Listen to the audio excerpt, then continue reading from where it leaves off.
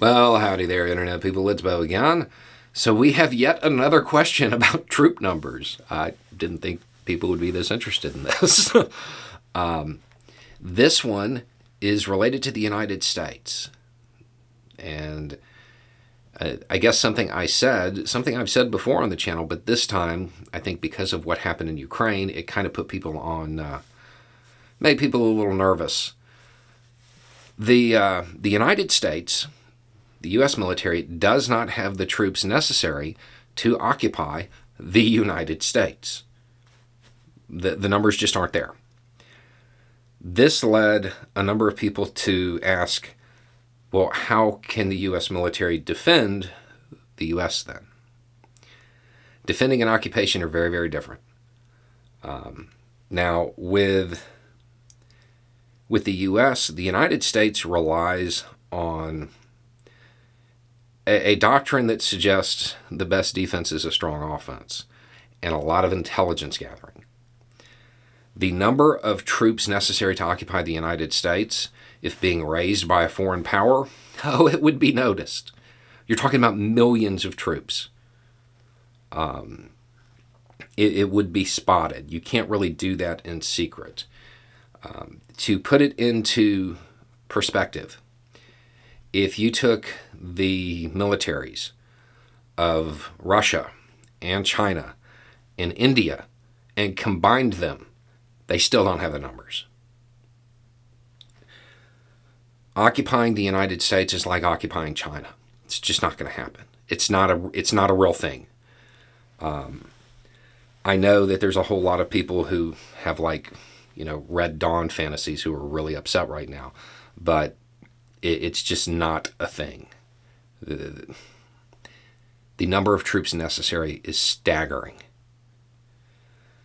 So, if somebody was to attempt that, the odds are the invasion force would be destroyed en route.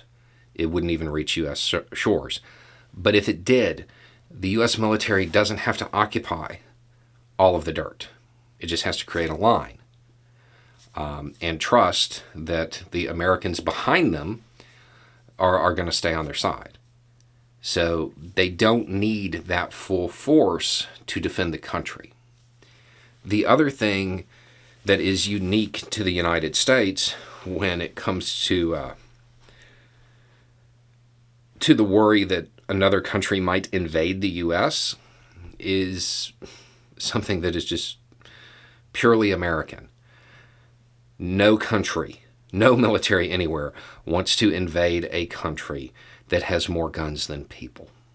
This is the one piece of ridiculous pro-gun propaganda that is actually true. The just ridiculous amount of firearms in civilian hands in the United States kind of precludes any occupation really being successful. Even though a lot of those arms are civilian. You only have to use it once before you obtain something better. It's just the U.S. is not at risk of invasion. There isn't a single country that has the troops, and even if you combine some of the largest militaries on the planet, they still don't have the troops. So the inability of the U.S. to occupy the United States does not mean that the U.S. military lacks the ability to defend the United States. This question came in a number of ways. One was well, why are we spending so much? Be glad we're not spending enough to occupy the U.S. because that would, if you think the budget is bloated now, and then I feel like the other questions came from a place of genuine concern, like the U.S.